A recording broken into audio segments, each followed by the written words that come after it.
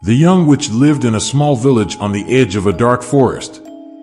She was a kind and gentle soul, but she was also very lonely. The other children in the village were afraid of her because she was different.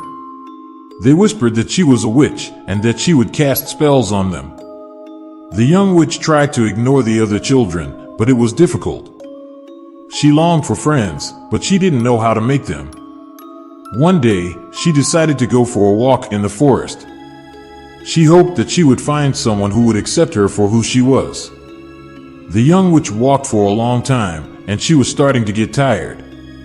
She was about to turn back when she saw a light in the distance. She followed the light, and it led her to a small cottage.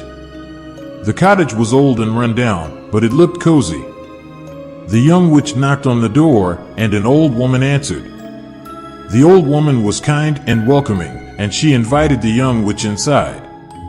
The young witch told the old woman her story, and the old woman listened patiently.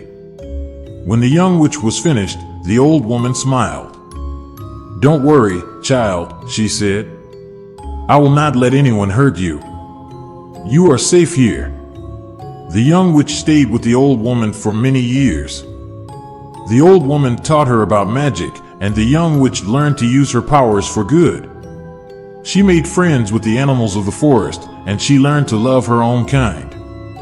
One day, the old woman died. The young witch was heartbroken, but she knew that the old woman would want her to be strong. She continued to live in the cottage, and she used her magic to help others. One day, a group of children came to the cottage.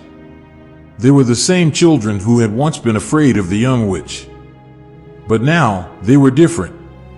They had seen the good that the young witch had done, and they wanted to be her friends. The young witch was overjoyed. She had finally found the acceptance that she had always wanted. She lived happily ever after with her new friends, and she used her magic to make the world a better place.